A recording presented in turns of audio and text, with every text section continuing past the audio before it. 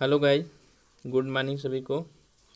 तो आज के लेक्चर में हम जो आपका यूपी ट्रिपल एस सी पेट हो या यूपी पीसीएस प्रीलिम्स 2023 आर और अन्य एग्ज़ाम जो बीओ का एग्ज़ाम है या आपके वीडियो का एग्ज़ाम है उससे रिलेटेड इम्पॉर्टेंट लेक्चर है आपका फंडामेंटल राइट, जिसको मूल अधिकार कहा जाता है। तो ये लेक्चर थोड़ा सा बड़ा होगा और इसको आपको 2 से 3 पार्ट में मिलेगा। ये आपका पहला पार्ट होगा क्योंकि मैं थोड़ा थोड़ा करके पढ़ाऊँगा ताकि आपको बोरियत ना महसूस हो और आराम से आपको तैयार भी हो जाए। तो चलिए मूल अधिकार के बारे में पढ़ते हैं, स्टार्ट करते हैं। तो मूल अधिकार आपका जिसको फंडामेंटल राइट्स कहते हैं उसके बारे में देखते हैं। तो भारत के संविधान के भाग 3 में अनुच्छेद 12 से 35 तक मूल अधिकार का विवरण है। तो आपसे पूछा जा सकता है कि मूल अधिकार किस भाग में है, तो भाग 3 में है, अनुच्छेद 12 से 35। तो ये आपको इम्पोर्टेंट पॉइंट है। और भारतीय संविधान में मूल अधिकार कहाँ से प्रेरित है, तो अमेरिका के संविधान से। थर्ड पॉइंट है आपका। और संविधान के भाग 3 यानी मूल अधिकार को भारत का क्या कहा जाता है, मैग्ना कार्टा की संज्ञा दी गई है। किसको, मूल अधिकार को। और मूल अधिकार को संबंधित संविधान द्वारा गारंटी एवं सुरक्षा प्रदान की गई है, जो कि राष्ट्र कानून का मूल सिद्धांत है। तो ये मूल अधिकार के बारे में कुछ फैक्ट था जो कि आपको ध्यान में रखना है कि मूल अधिकार भाग 3 में है, अनुच्छेद 12 से 35, अमेरिका के संविधान से प्रेरित। तो आपको भारत का मैग्ना कार्टा की संज्ञा, ये पॉइंट आपको ध्यान में रखना है, क्वेश्चन यहाँ से पूछे जाते हैं। आगे संक्षेप में देख लेते हैं मूल अधिकार के बारे में।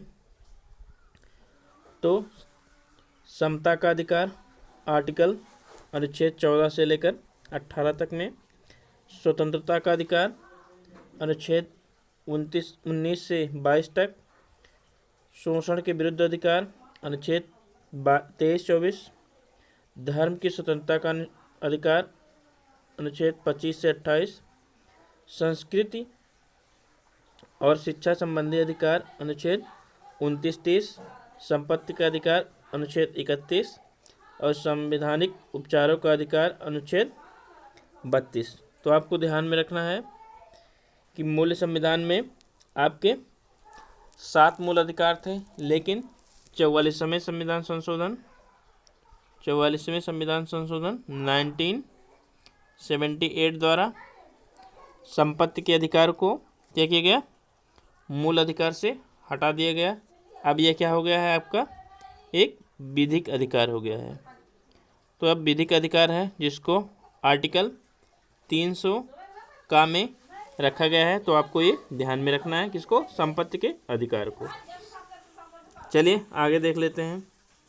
तो आगे आपका यही पॉइंट लिखा गया है कि 44वें संविधान संशोधन 1978 द्वारा मूल अधिकार की सूची से हटाकर एक विधिक अधिकार कर दिया गया, किसको, संपत्ति के अधिकार को। तो ये था आपके मूल अधिकार के बारे में संक्षेप में। अब मूल अधिकार के बारे में उसकी विशेषताओं के बारे में देख लेते हैं। तो मूल अधिकार भारतीय नागरिकों और विदेशियों कोई भी हो तो सभी को प्राप्त है।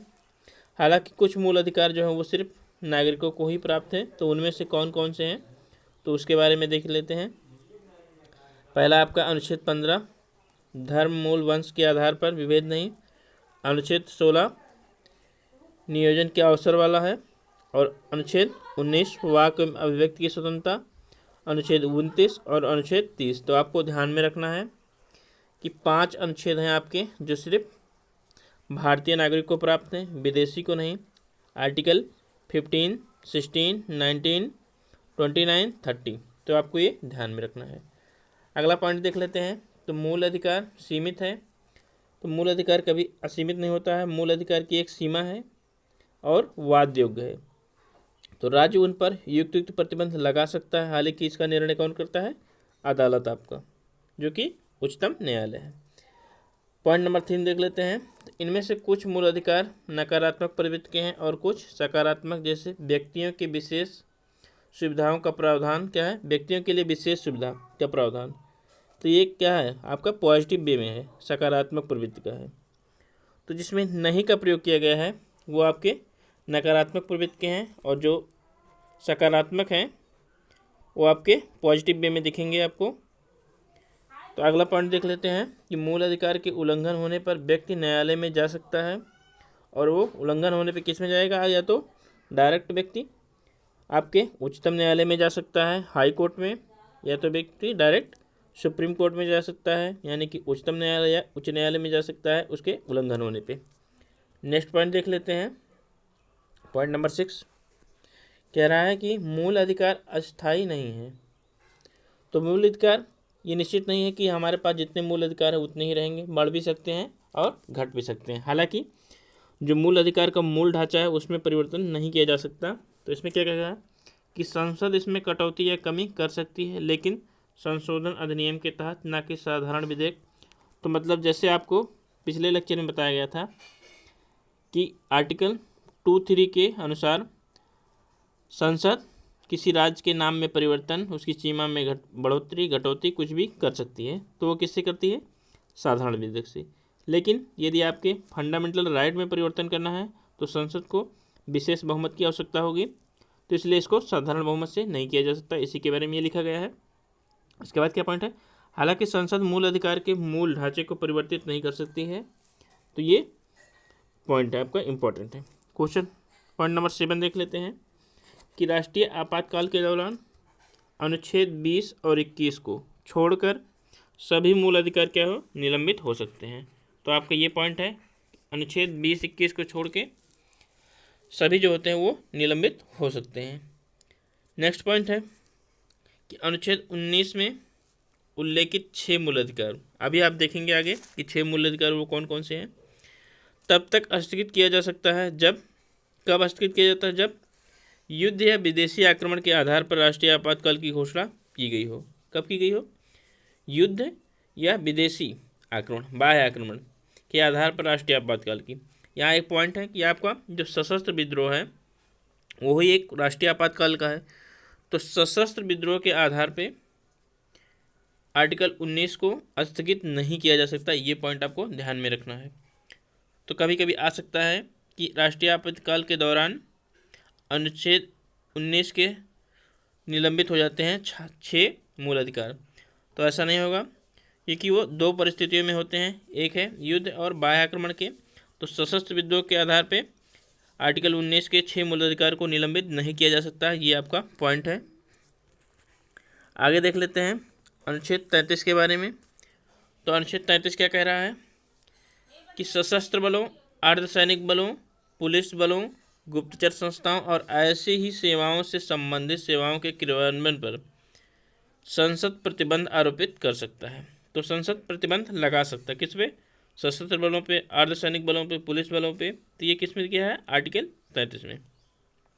अब वहीं आर्टिकल 34 क्या कहता है कि ऐसे इलाकों में भी क्रियान्वयन रोका जा सकता है जहां सैन्य शासन हो और असामान्य परिस्थितियों में लगाया जाता है। जहां सैन्य शासन हो, जो असामान्य परिस्थितियों में, सैन्य शासन मतलब मार्शल लॉ, तो जहाँ पे मार्शल लॉ है तो वहाँ पे भी आपके मूल अधिकार को रोका जा सकता है संसद द्वारा। तो वहाँ पे तो क्रियान्वयन को रोका जा सकता है जहाँ मार्शल लॉ हो जो असामान्य परिस्थितियों में लगाया जाता है। हालांकि मार्शल लॉ इतना आसानी से लगता नहीं है। तो चलिए देख लेते हैं अनुच्छेद 35 क्या कह रहा है कि संसद द्वारा संपूर्ण देश में एकता, संसद द्वारा संपूर्ण देश में एकरूपता बनाए रखने के लिए नियम जो कानून बनाए जाते हैं वो आपके अनुच्छेद 35 में वर्णन है। तो ये थे आपके 12 से लेकर 15 के अनुच्छेद। अब धीरे धीरे करके सभी अनुच्छेदों को देखते हैं। तो पहला आपका है क्या, समता का अधिकार। तो समता के अधिकार में देखेंगे अनुच्छेद 14। तो अनुच्छेद 14 में किसका वर्णन है, विधि के समक्ष समता और विधियों का समान संरक्षण। तो विधि के समक्ष समता कहाँ से लिया गया है, आपके ब्रिटिश से है, तो ये ब्रिटिश मूल का। और विधियों का समान संरक्षण कहाँ से आपका, तो ये आपके अमेरिका से है। तो आपको ये ध्यान में रखना है। अब वहीं आर्टिकल 15 क्या कहता है कि धर्म, मूल वंश, वंश नहीं है मूल वंश है आपका, ये मूल वंश, लिंग और जन्म के आधार पर विभेद का प्रतिषेध। तो आर्टिकल 15 के अनुसार आप किसी से विभेद नहीं कर सकते, किसी पे भेदभाव नहीं लगा सकते हैं, किसी पे भेदभाव नहीं कर सकते हैं, धर्म के आधार पर, मूल वंश के आधार पर, लिंग के आधार पर, जन्म के आधार पर। तो ये आर्टिकल 15 में वर्णन है। अब आर्टिकल 16 क्या कहता है कि लोक नियोजन के विषय में अवसर की समानता। तो किसी भी लोक नियोजन के विषय में सभी को समान अवसर मिलेंगे। तो कौन कहता है? आर्टिकल 16 कहता है। वहीं आर्टिकल 17 क्या कहता है? अस्पृश्यता का अंत, यानी कि छुआछूत का अंत। आप भेदभाव नहीं कर सकते किसी के साथ, वो किसी भी कैटेगरी का हो, किसी भी जाति का हो, तो ये छुआछूत के अंत। अब आर्टिकल 18 क्या कहता है कि सेना या विधि संबंधी सम्मान। तो आपके जो ब्रिगेडियर हैं या कुछ और नाम से इंजीनियर, तो सेना एवं विधि संबंधी सम्मान के समय सभी उपाधियों का पर रोक। तो और जितनी उपाधियां हैं उन सभी पे रोक। तो आर्टिकल कौन कहता है? आपका 18 कहता है। तो ये थे आपके समता का अधिकार, आर्टिकल 14 से लेकर 18 तक। इसको हम डिटेल में नेक्स्ट लेक्चर में देखेंगे। अभी आपको बस प्रीलिम्स लेवल के क्वेश्चन जहाँ से आते हैं वहाँ तक कराया जा रहा है इस लेक्चर में। चलिए देखते हैं आर्टिकल नंबर 19 से 22 तक, जिसको स्वतंत्रता का अधिकार कहा जाता है। तो ये आपको ध्यान में रखना है, स्वतंत्रता का अधिकार आर्टिकल 19 से 22 तक। तो 19 में क्या कहा गया है? तो आर्टिकल 19 में आपके 6 मूल अधिकार हैं, तो उसको देख लेते हैं। वाक्य एवं अभिव्यक्ति की स्वतंत्रता फर्स्ट है।